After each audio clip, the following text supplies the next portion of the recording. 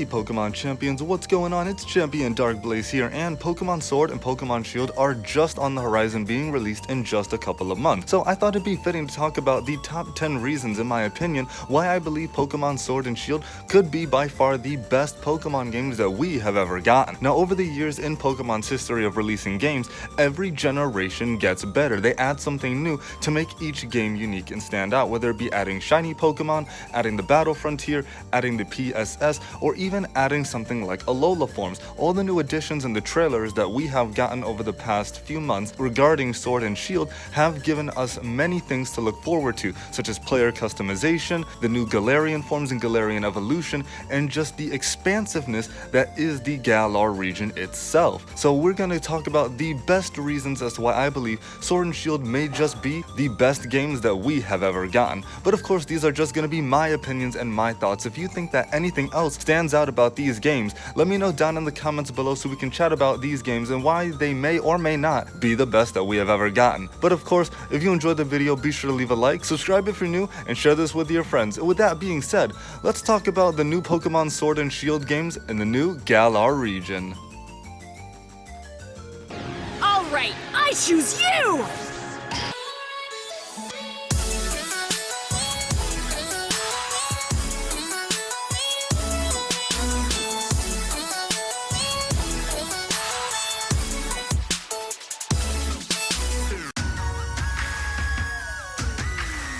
Alright Pokemon champions, the first thing I want to mention is the level of cooperation between players that can occur in Pokemon Sword and Pokemon Shield. Now, these new features introduced in Sword and Shield aren't really anything specifically new, but they are evolutions of co-op features we have seen in the past. For instance, in Let's Go Pikachu and Eevee, you are able to play with a buddy character, your friend, throughout the story of Let's Go Pikachu and Eevee and battle other trainers across the Kanto region. You can do a similar thing in Sword and Shield, where you and 3 other players can take part in max raid battles against Dynamax Pokemon, and one of you will have the opportunity to catch that Pokemon at the end of the battle. There's also Pokemon Camp, where you can not only get a new version, a new fresh version of the new Pokemon Ami and Refresh rolled into one, where you can also play with your whole party, but you can also visit other players' camps and interact with them. There are also the customizable trainer cards as well that makes this level of interactivity and this level of friendship and meeting new people across the world makes it that much more immersive and deep.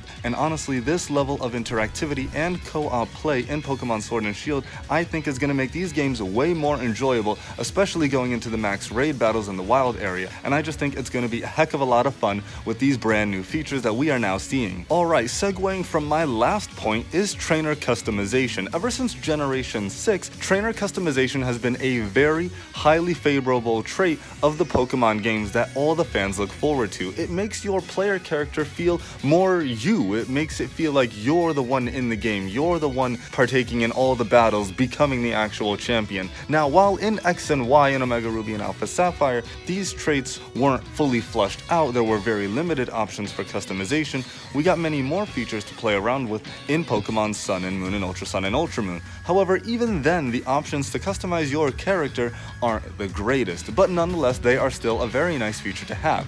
But Sword and Shield, the trailers have blown us away by giving us in the most recent trailer so many different ways to customize your player character, between the different hair colors, makeup, the way you can change your facial features, and all the different tops and bottoms that you are able to put on your player character really are going to make it feel like this is actually you in the game. You are able to dress your character in a multitude of different ways and make it really a personal character that you can get in touch with, and this is going to be your journey. So I just feel that this is going to be a really personal game for many fans, seeing as how the trainer customization options are just so vast and so amazing. So this is going to be a great part of the game that many fans can look forward to. My next point is about the gyms that we are seeing in Pokemon Sword and Pokemon Shield. Now, while gyms are nothing new to the Pokemon franchise, they are a part of the formulaic structure that Pokemon has developed since the very beginning, but they are back and better than ever after the break we got from them after Sun and Moon, since we had trials in Generation 7.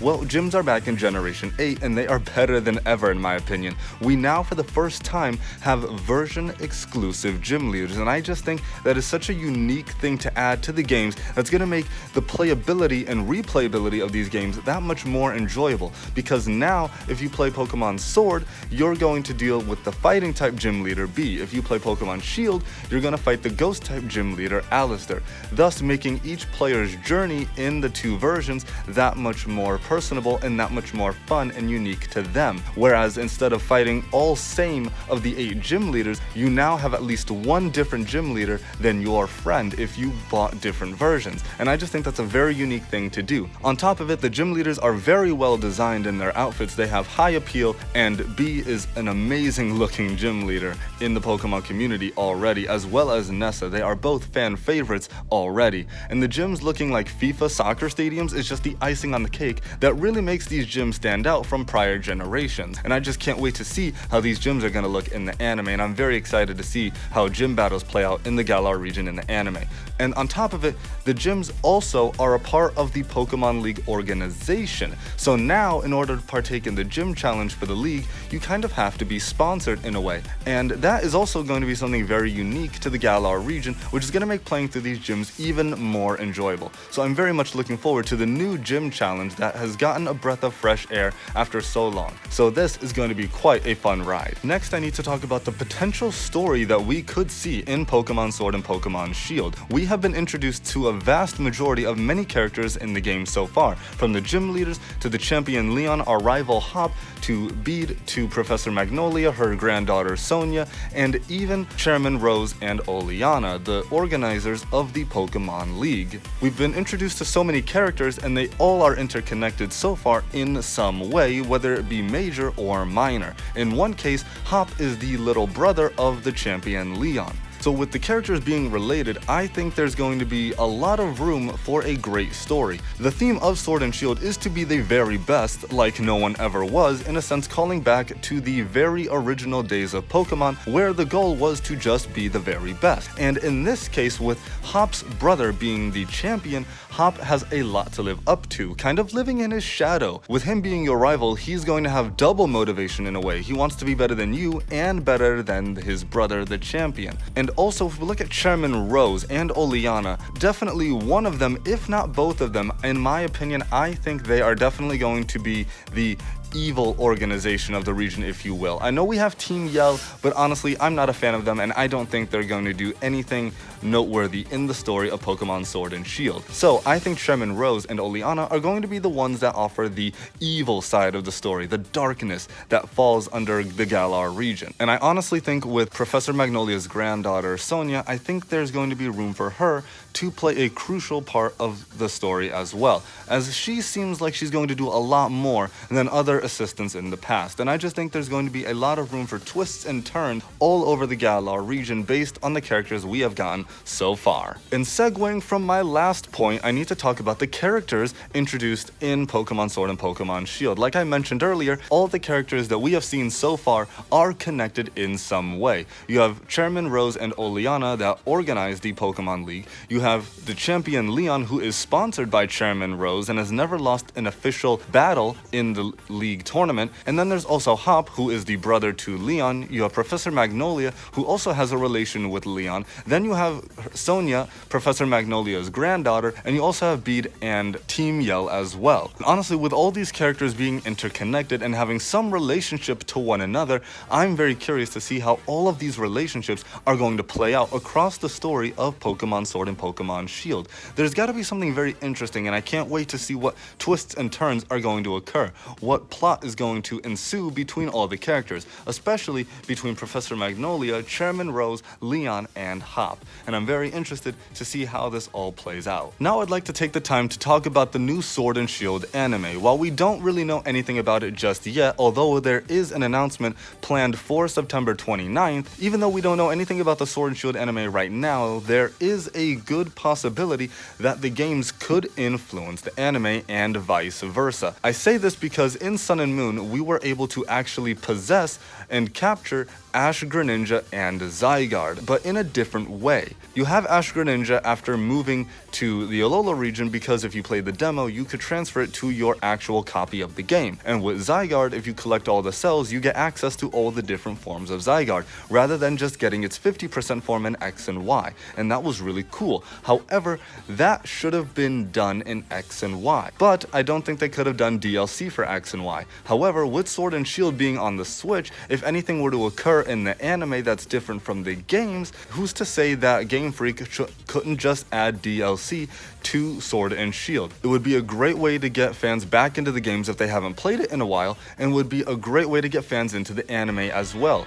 They could be wondering what new Pokemon are being added to the games, why they're being added, so maybe they go watch the anime. And I just think that the anime and games are going to have a great correlation in Generation 8, and I can't wait to see which one influences which when these games and the anime are released. Now it's time to talk about the graphics of the game. Anyone who has seen the Sword and Shield trailers thus far will absolutely know that the graphics of Sword and Shield are by far the best graphics we have ever gotten in any Pokemon game. Now I realize this is because it's on the Switch and because these are the latest games, and Game Freak keeps improving and developing these games better and better every year across the generations, but these graphics are just beautiful, and they're nothing like Breath of the Wild, but when you compare it to Breath of the Wild by looking at the wild area, looking at the expansive routes, looking at all the detail that goes into every single environment in the Galar region, it's just absolutely beautiful. And I can't wait to go down Route 1 or go down Route 25 or whatever, and to go through every cave, every forest, and travel the Galar region in this expansive game. And I can't wait to see how beautiful these graphics are once they are actually finalized, because none of the footage we have seen so far in any of the trailers is actually finalized game footage. And I'm very excited to see what the finalized footage will be and play through these beautiful games with these incredible, stunning graphics. Making our way towards the end of the list, I need to talk about the potential post-game we could play through in Pokemon Sword and Pokemon Shield. The post-game is a great factor of any Pokemon game many fans look forward to. Some of the most noteworthy ones being traveling through the Sevi Islands in Fire Red and Leaf Green, going to the Battle Zone on the second island of the Sinnoh region after beating the League, or going to Kanto in Gold, Silver, Heart Gold, and Soul Silver. Those post-games were absolutely incredible, and Black and White 2 as well have a pretty good post-game if I remember correctly and do say so myself. But the reason I think that Galar could have a great post-game is that if it's connected to the Kalos region,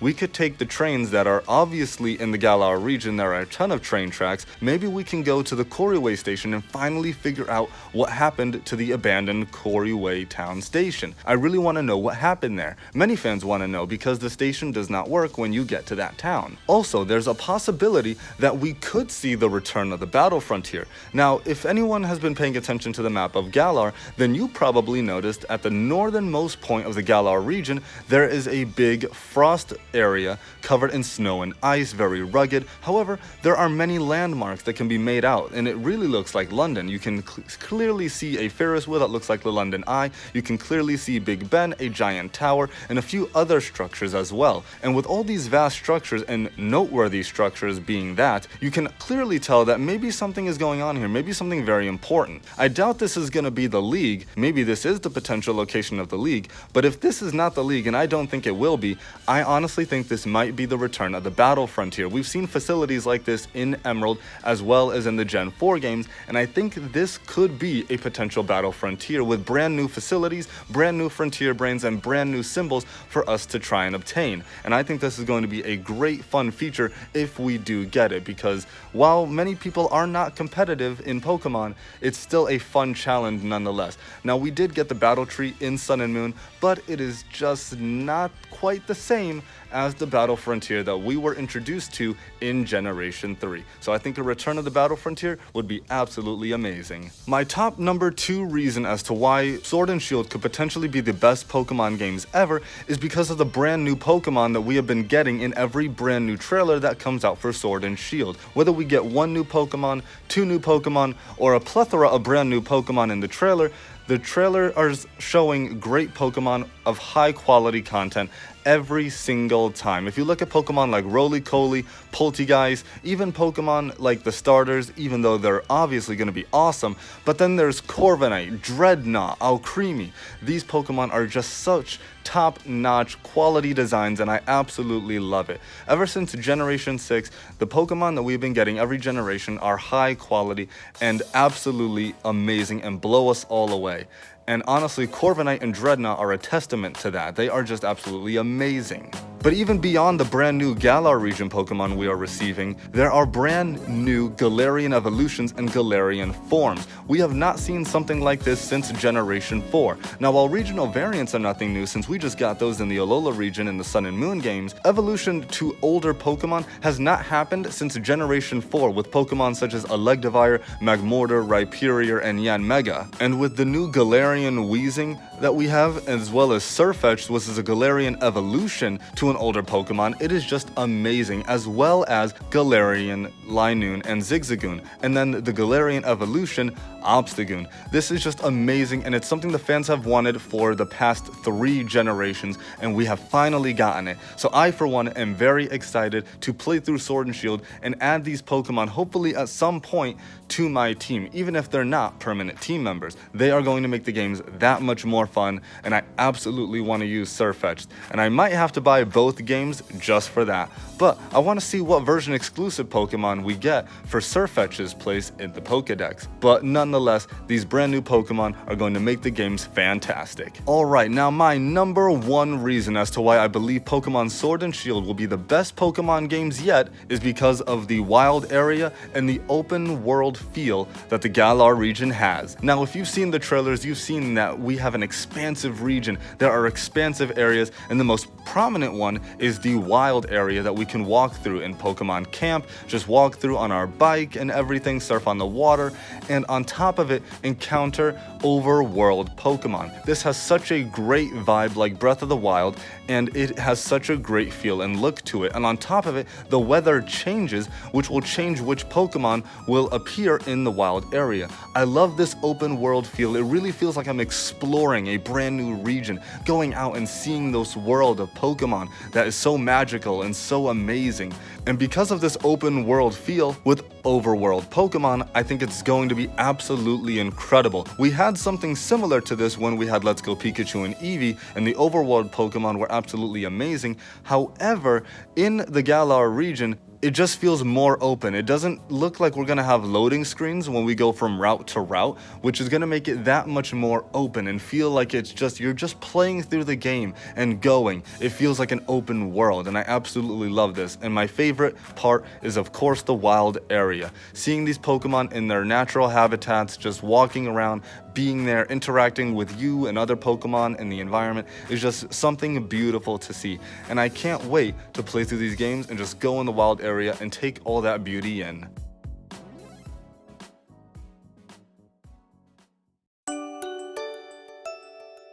So there we go, Pokemon Champions. Those are my top 10 reasons as to why Pokemon Sword and Pokemon Shield are gonna be definitely by far the best Pokemon games we've gotten in Pokemon history. From the graphics to the characters to the potential story and just the open world feel that these games have, I'm ready for a great adventure in the brand new Galar region. And with these new Pokemon by our side, it's gonna be one heck of a fun ride. But what did you guys think of this list? Did you agree with my list? Is there anything you would change? Anything you would add to the list? Anything I forgot to mention? If so, be sure to comment all your thoughts down below so we can chat about it. And if you enjoyed the video, be sure to leave a like, subscribe if you're new, and share this around with your friends. And with that being said, let's all get hyped for the upcoming brand new Pokemon Sword and Pokemon Shield games. And with that being said, train hard, Pokemon Champions. I'll catch you guys later.